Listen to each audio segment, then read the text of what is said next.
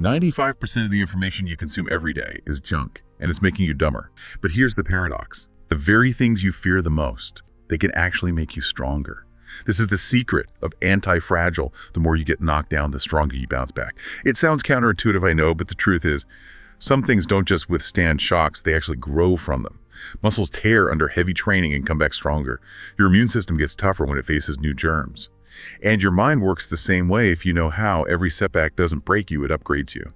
That's the core idea of Antifragile by Nassim Taleb.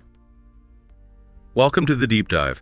Today we're plunging into Nassim Taleb's really transformative concept of antifragility, our mission, to understand how certain things actually benefit from chaos and uncertainty. Indeed. And antifragility isn't just, resisting shocks. It's about getting better because of them. Think about evolution or cultural ideas, even our own bodies. It's this property that really sets living, complex systems apart from just inert objects. They gain from volatility. Okay, let's unpack this a bit. Taleb introduces this framework, he calls it the triad: fragile, robust, and antifragile. The shocks, the randomness, the uncertainty, what if those are actually the secret? The secret to what, though? To becoming not just resilient, but something entirely more. What if certain systems, like from our own bodies to entire economies, don't just resist damage, but actually benefit from it? They grow, they thrive in volatility, randomness, disorder. So gaining from chaos. Exactly. This isn't just about surviving, it's about getting better because of the chaos. And what's fascinating here, is that this profound property, it's critical to everything: evolution, culture, tech innovation, even our own biology. But it's so often overlooked. It's like, for such a powerful and pervasive concept, we don't even have a common, simple word for it in most languages. It's a gaping hole in our vocabulary. Really? No common word? Not really, no. Which is why the visionary thinker and author we're exploring today, Nassim Taleb, he actually coined a term for it. Okay, what is it? Antifragile. Antifragile. Okay. Imagine a world where challenges aren't just obstacles to be endured, but opportunities for, profound growth. A different perspective. Where what doesn't kill you doesn't just make you stronger, it literally makes you better, more adaptable, more capable. That's the counterintuitive power we're diving into today. It is pretty counterintuitive. And this deep dive, it isn't just theoretical talk. I mean, sure, it touches on finance and business. It definitely does. But the insights are universal. We're going to try and show you how this lens, this idea of antifragility, fundamentally shifts how you can view your health, your relationships, how you learn. And maybe even how you navigate personal struggles, sadness. It's almost like a shortcut to being genuinely well-informed about thriving in uncertainty. Indeed. Taleb's groundbreaking book, Antifragile, Things That Gain from Disorder, it challenges conventional wisdom at, pretty much every turn. That's his style, isn't it? Absolutely. It offers practical antidotes, as he calls them, to that information overload bombarding us daily. And it provides a really robust framework for understanding and navigating those unpredictable black swan events that truly shape our world. The big unexpected things. Exactly. So our mission today is to extract the most impactful nuggets from this revolutionary work. We want to help you connect the dots, maybe spark some aha moments. Yeah, those are the best. And hopefully provide some answers you often can't easily find elsewhere. We'll explore how our modern systems often unknowingly make us fragile, and crucially, how you can actively seek out and harness antifragility in your own life. To really thrive in chaos, not just survive it. That's the goal. Okay, so let's unpack the absolute core idea first, because I think once you grasp this, everything else Taleb discusses kind of clicks into place. Right, the foundation. He introduces this critical triad: fragile, robust, and antifragile. Now, we intuitively understand fragile things, right? They break under stress. Like a glass vase. Robust things. They endure, they resist. Like a sturdy oak dining table, maybe. It might get a scratch if it falls, but it basically stays the same. Resists the shock. But then there's this third category, one we don't talk about much: antifragile. What does that look like in the real world? Right. It's something that actually gets better from shocks, from volatility, from disorder. It actively gains from the very things that would break something fragile or just leave a robust thing unchanged. So it's not just surviving, it's actively gaining from the difficulties. Can you give us some more tangible examples, maybe some counterintuitive ones from the book, beyond just physical objects? Absolutely. Consider the human body itself. It's a prime example. Okay. If you spend a month just lying in bed, what happens? Your muscles atrophy. You get weaker. Right. Use it or lose it. Exactly. But if you expose your muscles to controlled stress weightlifting, intense activity, they don't just resist, they grow stronger. Adapt. They rebuild better. Precisely. Your bones respond to stress by becoming denser. Your immune system, when it's exposed to a reasonable amount of germs and stressors, becomes more robust, more capable. That's profound biological anti-fragility right there. Huh. Never thought of it quite like that. Or think about good classic recipes, like a hearty chicken soup or a steak tartare. Okay. Unlike a precise chemical formula, these recipes often improve with time, with variations, with the subtle imperfections introduced by different cooks or slightly different ingredients. They absorb changes and become richer, more nuanced. So the variability makes them better, not worse. In a way, yes. Even bacterial resistance operates like this. Individual bacteria might die from an antibiotic, but the surviving population, through adaptation and mutation, becomes stronger, anti-fragile to that specific threat. The system learns. That makes so much sense. It's like the errors or stressors hitting some parts are actually necessary for the well-being and improvement of the whole system. Exactly. The individual fragility contributes to the collective anti-fragility.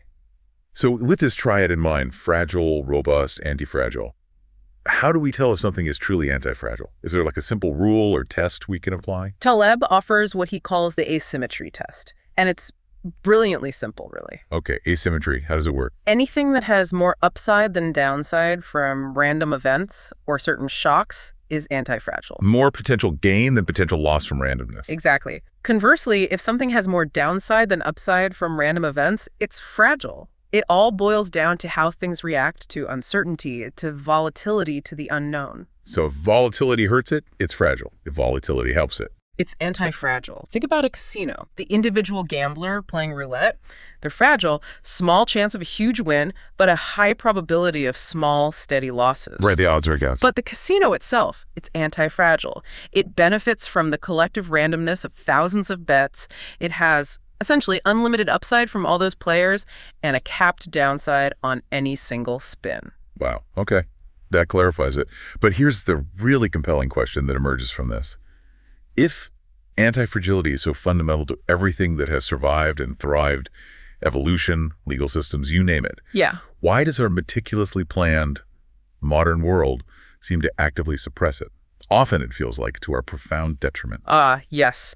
This is a huge counterintuitive point in the book, and it leads us into some, well, uncomfortable truths about modern society. I'm ready. Let's hear it. Okay, so this brings us to a crucial and, often uncomfortable truth. Just like spending that month in bed leads to muscle atrophy. Weakness from lack of stress.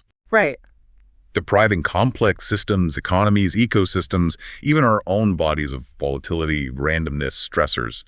It inevitably weakens them over time. How so? They become brittle, fragile, ready to blow up when a larger shock, one they haven't been trained for by smaller stresses, inevitably hits. Because they haven't built up that adaptive strength. Exactly.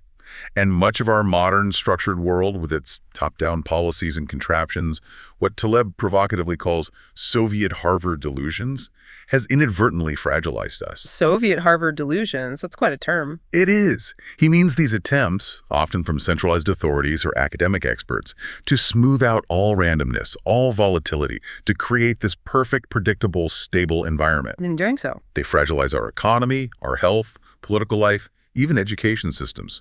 They remove the very stressors needed for anti-fragile strength. and this often stems from what the book calls naive interventionism, that urge to help or fix things. Precisely. The almost irresistible urge, usually with the best intentions, mind you. Of course. But it often causes more harm than good. And this leads directly to a really powerful concept Taleb hammers home: iatrogenics. Iatrogenics. That's medical. It originates there. It literally means harm caused by the healer, harm caused by the intervention itself. Wow. That flips our usual understanding of progress and intervention right on its head. It really does. A classic and truly tragic historical example is the death of George Washington back in 1799. Okay, what happened? He had a severe throat infection. His doctors, following the best medical practices of the time, bled him extensively, multiple times. Bloodletting, right. That was common then. Very. But historical evidence strongly suggests that this aggressive, well-intentioned intervention actually weakened him significantly and hastened his death. The cure was worse than the disease. Harm caused by the healer. Exactly. And an even more appalling story, perhaps, is Ignaz Semmelweis in the mid-19th century. Semmelweis, the hand-washing guy. The very same. He discovered doctors were transmitting hospital fever, puerperal fever, to mothers in maternity wards because they weren't washing their hands after doing autopsies and before delivering babies. Just basic hygiene. Basic hygiene we take for granted now. He had clear statistical evidence. Simple hand washing drastically cut mortality rates in his ward. So they listened. Right. No, that's the tragedy. The medical establishment largely dismissed him. Why? Because he had no theory. He couldn't provide a neat narrative explanation for why it worked, even though the empirical evidence was overwhelming. They cared more about the theory than the results? It seemed so. Dogma trumped data. He died tragically in an asylum, ironically, from an infection likely contracted there, perhaps even the very hospital fever he warned against. His experience just highlights how blinding dogma, insisting on a narrative explanation, even when faced with clear evidence of harm, can destroy progress and lives. That's truly heartbreaking and infuriating. Right. And it raises a really important question for us today, listening to this. If you've ever felt pressured, to medicate every little mood swing or to seek a cure for something that might just be, well, a natural part of being human, Yeah. you're not alone, right? The book really connects this historical iatrogenics to modern life. Absolutely. The book offers a scathing critique of the overprescription of medications for conditions that might simply be natural human experiences or signals we should listen to. Like what? Well, think about Prozac for sadness or statins for pre-hypertension, slightly elevated blood pressure. Taleb argues very forcefully that our mood swings, our sadness, even our bouts of anxiety can actually be a second source of intelligence. A second source of intelligence? How? Maybe even the first source. A signal from our body or our psyche that something is off in our environment or that we need to adapt somehow. Suppressing the signal with a pill might mask the symptom, but it ignores the underlying cause and prevents adaptation. So if you've ever felt like your natural feelings or reactions were being pathologized, like there's a pill for every ill. Taleb suggests you might be right. He argues that trying to iron out every perceived abnormality, every bump in the emotional road, can actually weaken us. It removes the necessary stressors that build genuine mental and emotional resilience, our psychological antifragility. Now, this isn't saying medicine has no place, obviously. Far from it. But we need to be aware of the potential for harm. Taleb points out that modern medical error, not even counting things like hospital-acquired infections, still kills between 3 and 10 times as many people as car accidents in the U.S. each year. 3 to 10 times. That's staggering. It is profound. It underscores the potential downside of intervention, even well-intentioned intervention. So the profound implication for our daily lives, then, is that sometimes, maybe often, the most intelligent, the most anti-fragile action is no action at all. Precisely. It's about resisting that constant urge to do something, especially when stillness, or even what seems like beneficial neglect, is what's actually required for a system to heal or adapt. And this radical idea, this wisdom of non-action, it even extends to something as seemingly counterintuitive as procrastination. Indeed. Which most of us think of as purely negative. Right. Laziness, inefficiency. But think about it. It's much easier to sell, look what I did for you, an action, an intervention, than look what I avoided for you. True. Action is visible, avoidance isn't. And this bias towards visible action, often rewarded by bonus systems, promotions, societal praise, can lead to widespread, unnecessary, and sometimes harmful intervention. The book provocatively praises a certain kind of procrastination, particularly what it calls the Fabian kind. Fabian, like the Roman general. Exactly. Fabius Maximus. He was nicknamed Cunctator, the delayer, the procrastinator, because he famously defeated Hannibal not through direct, risky battles, but by avoiding engagement, patiently waiting, strategically delaying. He understood the deep wisdom of non-action, of letting the opponent wear themselves out. So strategic delay is a strength. Yes, and Taleb argues that our innate tendency to procrastinate on certain things, maybe unnatural duties and procedures, as he puts it, is often an inner gut detector, a subconscious wisdom protecting us from unnecessary or potentially harmful intervention, allowing nature or time to work its anti-fragile magic. Does he give personal examples? He does. He talks about delaying a recommended spinal cord operation, a major surgical intervention for a back problem. Instead, he started simple, consistent hiking and weightlifting. His body's own anti-fragility, given the chance through non-intervention and gradual stress, healed him. The procrastination on the surgery saved him from potential iatrogenic harm. Wow, that's fascinating. So it's not always laziness, but sometimes a wise, almost instinctive protection mechanism against harmful meddling. It completely reframes how we think about productivity, doesn't it? It really does. Maybe true progress isn't always about adding more layers, more complexity, more interventions. But about taking things away. Exactly. Strategically subtracting what harms us or what prevents natural healing and adaptation. And this leads to a really profound insight Taleb champions throughout the book. We often know a lot more about what is wrong than what is right. Negative knowledge versus positive knowledge. Precisely. Negative knowledge, knowing what doesn't work, what is harmful, what to avoid, is far more robust to error than positive knowledge, trying to pinpoint exactly what is right. Like the black swan example. Perfect example.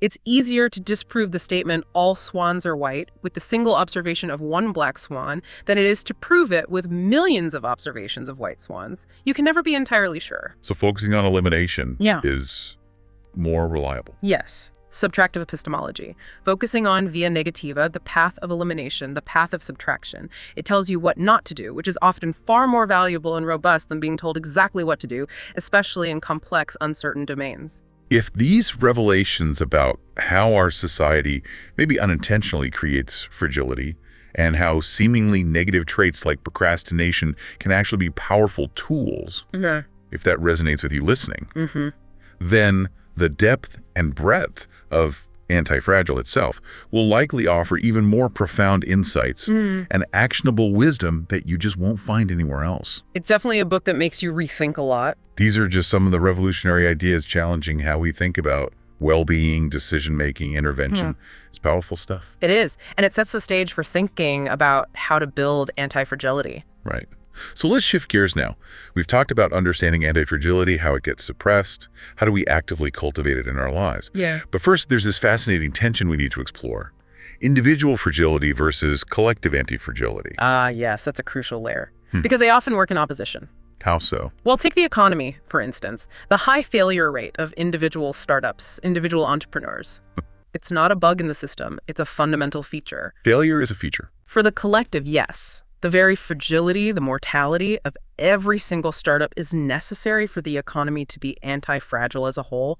It weeds out bad ideas, forces adaptation, drives innovation. Through trial and error, essentially. Lots of error. Lots of error at the individual level. Similarly, in nature, individual organisms are fragile. They die. They have finite lives.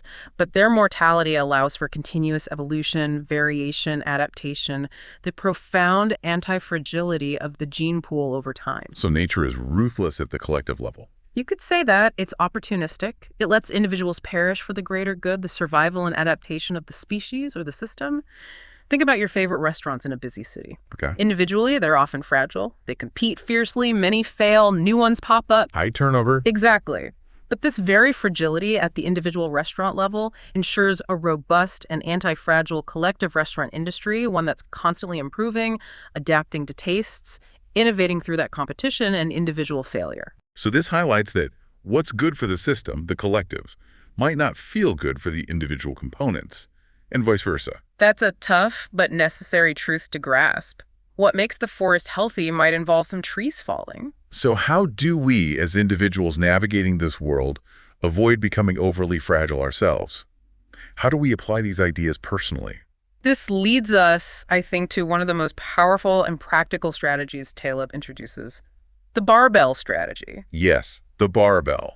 It's a really potent concept for managing risk and embracing anti-fragility personally. It's about combining two extremes, like the weights on a barbell. Extremes of what? Extreme safety on one side and extreme risk-taking on the other. And crucially, you avoid the problematic, often deceiving golden middle. Avoid the middle. That goes against conventional wisdom, doesn't it? Diversify, moderate risk. It does. But Taleb argues that medium risk is often where the hidden, unmeasurable risks lie, the black swans. The barbell makes your risk exposure explicit and controllable. Okay, so how does it work in practice, say in finance? In finance, it translates to putting, say, 90% of your funds in incredibly safe, boring assets. Think cash, maybe highly rated government bonds, minimal The risk. safe side of the barbell. Exactly. Then the remaining 10%, you put that in maximally risky speculative ventures, early stage startups, highly volatile stocks, maybe even unconventional things like art or collectibles things with huge potential upside. The high risk side. Right. This approach does two things. It caps your maximum potential loss to that small specified 10%. You know exactly how much you could lose. But it gives you virtually unlimited upside potential if one of those risky bets pays off big. So you'll limit the catastrophic downside while keeping exposure to massive gains. Precisely. It stands in stark contrast to putting 100% of your money in medium risk investments like many diversified mutual funds. Taleb argues these often hide huge uncomputable measurement errors and can lead to total ruin from unexpected shocks precisely because they offer this illusion of moderation and safety. Brilliant in its simplicity. Truly counterintuitive, but it makes sense when you frame it like that. Does this ingenious approach apply beyond just money, though? Oh, absolutely. The book provides a wonderfully relatable example from nature, actually. Biology. Okay. The 90% accountant, 10% rock star mating strategy. It's been observed in some technically monogamous species, including, arguably, humans. 90% accountant, 10% rock star. Explain that. Well, the idea is that females might choose a stable, reliable partner, the accountant type for security, providing resources, stable genes. That's the 90% safe bet. Right, reliable provider. But then, occasionally, they might engage in what biologists call extra pair copulation, essentially cheating, with a high risk, maybe more aggressive or genetically flashy alpha or rock star type Why? to potentially gain genetic upside. Better genes, perhaps, for the offspring. It's a dual strategy. Limit the downside risk for the offspring's survival, thanks to the accountant, while exposing the gene pool to potential significant, albeit rare, upside from the rock star genes. It's like diversifying your genetic portfolio. Wow. Nature figured out the barbell strategy for mating. Okay, how about in career choices? This is something so many of us grapple with today. We're often told, find a stable, moderate career path. Right, the safe middle ground again. But this suggests a completely different approach. It really does, and it offers a potentially liberating lesson. Taleb highlights the tradition among many French and other European literary writers who intuitively embrace this barbell. How did writers use it? They would often seek out what he calls sinecures, stable, often low-stress civil servant jobs, maybe something with predictable hours, but few intellectual demands. Okay, the 90% safe part. Exactly. Picture it. A quiet, predictable income stream, just enough to cover the bills. That's the secure base. But then, with their spare time, their energy, they wouldn't just relax. They'd relentlessly pursue their true passion, uncompromising high-risk writing. High risk how? High risk because it was free from the pressures of commercial success or academic peer review or pleasing patrons. They could write exactly what they wanted, however unconventional. Pure upside potential in terms of artistic fulfillment and impact, with the downside, starvation, covered by the sinecure. That contrasts sharply with how many creatives work today, right? Chasing grants, pleasing editors. It does. Taleb contrasts it with many American academics or media writers who, despite their intellect, can become prisoners of the system, forced to compromise their work, chase funding, pander to trends, leading to what he provocatively calls the bastardization of the soul. Strong words. But the point is powerful. The barbell strategy, securing a stable downside so your core needs are met, allows your periphery, your passion projects, to be maximally exposed to beneficial uncertainty. It creates space for unlimited, authentic upside. So the question for us listening is, where in your career or your life could a small, stable base allow for truly bold, high upside pursuits? Could you build a career barbell, one stable gig maybe, and one passion project with unlimited potential? It's a powerful framework for thinking about balancing security and ambition. So it really boils down to structuring your life to benefit from optionality, having choices, having possibilities that carry massive potential upside with limited known downside. This reminds me of that ancient philosopher, Thales of Miletus. Ah, Thales, an excellent connection. He perfectly embodied this concept thousands of years ago, the olive press story. Right, tell us that story. Okay, so Thales, this pre-Socratic philosopher, famously made a fortune one year. During the winter, based on his astronomical observations, he anticipated a massive olive harvest the following spring. He predicted a good harvest. Yes. So he went around and secured options on all the olive presses in Miletus and surrounding areas. He paid a small, non-refundable fee for the exclusive right to use the presses if he chose to, come harvest time. So a small cost for the option, not the presses themselves. Low risk, capped downside, just the fee he paid. Then, when the harvest was indeed bountiful, everyone needed presses. Thales effectively controlled the market. He rented out his options on the presses at highly inflated rates and made enormous profits. And if the harvest had failed? He would have only lost his small initial payment for the options. That's the beauty of it. That's the essence of optionality. The ability to benefit from uncertainty, making far more when you're right than you lose when you're wrong. Precisely. And the book notes that the most interesting options, the truly powerful ones, are often free or cheap. They're often provided by nature itself or by technological innovation rather than complex, expensive financial instruments. It's about having that inherent asymmetry in your favor. And it highlights a really key insight, doesn't it? Antifragility, or maybe just exploiting optionality, often supersedes deep intelligence or detailed understanding. It really does. You don't always need to fully comprehend the intricate mechanics of a complex system if the asymmetry of the potential payoff is profoundly in your favor. Can you give an example of that? Sure. The book uses innovations like the wheeled suitcase. Seems obvious, right? Wheels existed for millennia, suitcases existed, yet combining them took ages. Huh. That's true. Why? Taleb suggests things like option blindness or narrative blindness. We get stuck in existing frameworks. Or the steam engine derived from a simple toy. Tinkerers played with it for centuries before it revolutionized industry. Progress often comes from these small accidental changes, from tinkering, trial, and error. Not from grand top-down designs or sophisticated intellectual plans. Often not, no. And this introduces what Taleb famously calls the green lumber fallacy. Okay, what's the green lumber fallacy? It's about mistaking one source of knowledge for another, confusing narrative or superficial understanding with real, actionable, skin-in-the-game knowledge. You get fooled by the story instead of focusing on the underlying reality or the actual payoff structure. Ah, yes, this leads to the famous Fat Tony anecdote. That story perfectly encapsulates this. How street smarts, or maybe just focusing on the real risk, can trump academic intelligence. It really sticks with you. It does. It's a great story. So Fat Tony is this fictional, unschooled, but incredibly successful options trader from Brooklyn. He doesn't understand the theory behind lumber prices. He apparently even thought green lumber, which is freshly cut, uncured wood, was literally lumber painted green. Clueless about the specifics. About the narrative, the textbook details, yes. But he understood markets. He understood risk and payoffs. So the story goes, when the first Gulf War broke out. Okay, 1990-91. Right. All the intelligent analysts, the guys with PhDs and war room maps, steeped in complex narratives about geopolitics and oil supply disruptions, they were convinced oil prices would skyrocket. They thought, basically, Kuwait and oil are the same thing. Made sense on the surface. On the surface. Tony, however, understood something more fundamental. Prices adjust to expectations. Since everyone was expecting a rise, convinced by the narrative, the market price must have already factored that expectation in, which meant the potential upside was limited, but the downside, if the war didn't disrupt supply, as feared, could be huge. The asymmetry was pointing down, not up. Exactly. So he bet against oil prices rising significantly. And when prices actually collapsed, partly because of over-hoarding before the war and less disruption than feared, he made an absolute fortune. While the experts lost their shirts. Then he did. His insight was simple, non-narrative. Kuwait and oil are not the same thing. The map is not the territory. The story is not the risk profile.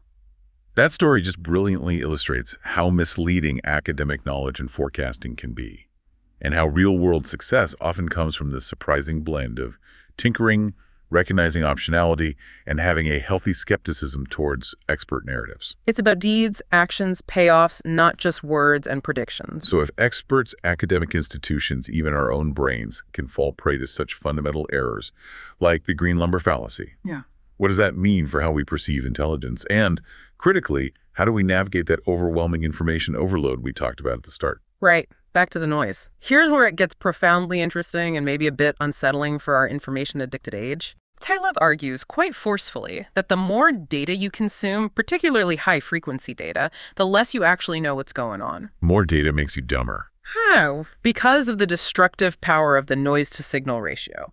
Daily data, he estimates, is something like 95% noise, random fluctuations, meaningless blips, and only 5% actual signal, real information. 95% noise. And if you look at hourly data, it pushes closer to 99.5% noise. We tend to overreact emotionally to this noise. We confuse trivial fluctuations for meaningful trends. Our modern world, with 247 news cycles and constant market updates, relentlessly feeds us this noise. Creating anxiety and making us jumpy. Exactly, leading us to make fragile decisions based on randomness.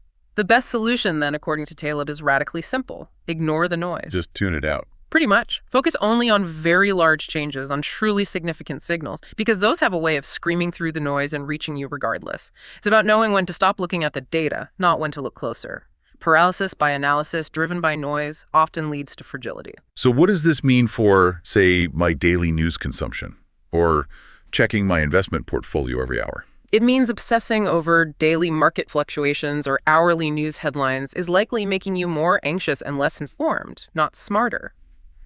True insight, Taleb argues, comes from stepping back, letting the dust settle, maybe checking things weekly, monthly, or only when major events happen. Observe only the significant shifts, the ones that truly cut through the noise. That sounds like it ties into another really powerful concept you mentioned, the Lindy effect. How does that work as a filter? It does tie in beautifully, and it's a brilliant filter for what's likely to stick around. The Lindy effect states basically that for anything non-perishable, Non-perishable, like ideas, technologies, books, scientific theories, maybe even business concepts or cultural practices, anything that doesn't have a natural expiration date like a human body, for those things, every additional day they have existed implies a longer future life expectancy. So longer something has been around. The longer it is likely to stay around. Its survival is evidence of its robustness, its fitness, maybe even its anti-fragility. Time acts as the ultimate filter. This directly contrasts with our modern obsession with newness, right? Neomania. Exactly. Neomania, the love of change and newness for its own sake, often ignores the Lindy effect and leads to immense fragility.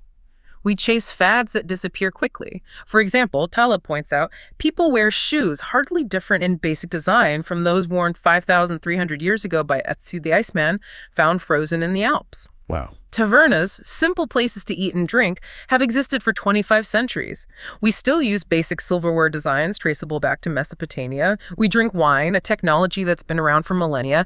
These things have survived because they work, because they are robust or anti-fragile, passing the ultimate test of time. Contrast that with constantly upgrading our phones or software. Right.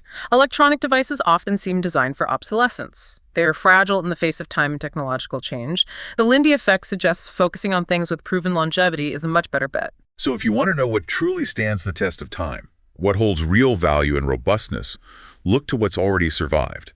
Time is the ultimate filter for fragility. It's a powerful heuristic. This implies that true innovation often comes from tinkering, trial and error, things that survive Lindy. Not necessarily top-down research programs obsessed with the new. And to understand the future, we need to respect the past and give weight to things that have already proven their endurance. It's an empowering way to cut through the endless fads and fleeting trends. Absolutely. It's a compass and a sea of noise, guiding you towards things with substance. Okay, this is all incredibly insightful for navigating complexity. But it brings us to a crucial ethical dimension of anti-fragility, something Taleb is very passionate about. The concept of skin in the game. Yes, this is absolutely central to his worldview and the ethics of anti-fragility. It's about ensuring that those who make decisions, especially those who exert control or influence over systems, also bear the consequences of those decisions, especially the negative consequences, the downside. It's the ultimate mitigator of hidden risks, right? And the foundation of true accountability. Precisely. The book argues very strongly that modernity has unfortunately enabled a new class of people, what he sometimes calls inverse heroes. Inverse heroes, who are they? People like, say, tenured bureaucrats, certain bankers, some academics, maybe some journalists, people who exert significant power or influence but have no real downside, no personal exposure to the risks they create or advocate for. They achieve essentially anti-fragility at the expense of the fragility of others. How does that work? They get to benefit from the potential upside bonuses, promotions, prestige, influence. But when things go wrong, they offload the downside, the negative consequences, onto society, taxpayers, or other innocent individuals who had no say in the decision. They get the gains, others get the pain. That's the core of it. And the chief ethical rule Taleb proposes here is clear and uncompromising. Thou shalt not have anti-fragility at the expense of the fragility of others. It's a fundamental violation. This really resonates, I think, with many people's frustrations about accountability, especially after things like the 2008 financial crisis, where those at the top seem to escape unscathed while millions suffer the fallout. Exactly. It taps into that deep sense of injustice. Can you give some concrete examples of this stolen optionality, as he sometimes calls it, from the book? Sure. He unpacks several patterns. One is what he dubs the Robert Rubin violation. After the former U.S. Treasury Secretary. Yes. Referring to figures like him who received massive compensation, hundreds of millions, and accolades from institutions like Citibank, even as those same institutions engaged in behavior that led to near collapse and required huge taxpayer bailouts. Rubin himself famously said the bank's collapse was unforeseeable after pocketing enormous sums.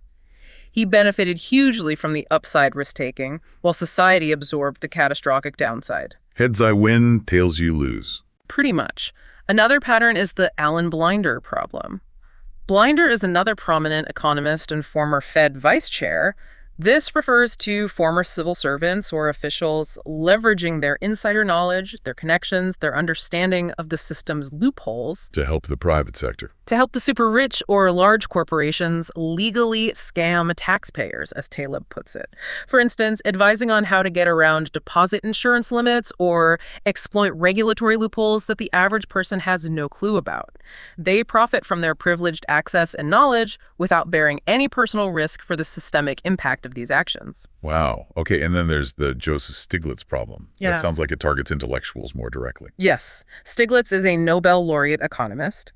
This problem describes intellectuals or experts who offer advice, make predictions, advocate for policies, often with great authority. But without any personal consequence if they're wrong. Exactly. No skin in the game.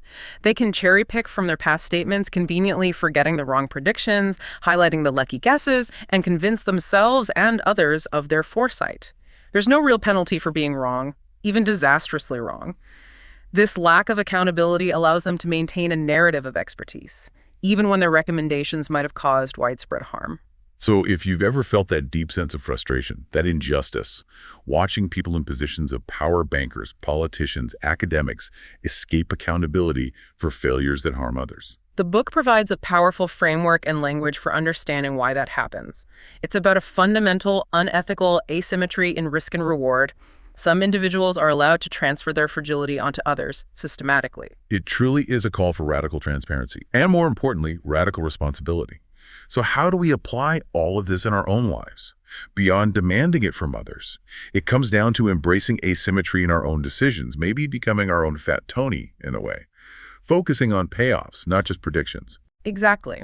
For ourselves, decision-making should primarily be based on fragility understanding the payoff asymmetry, not just on probability forecasting, which, as we've seen, often doesn't work well in complex, real-world scenarios where probabilities are unknown or unknowable. So even if the probability of something bad happening is low, If the potential payoff is disastrous, truly ruinous, you avoid it, regardless of the probability.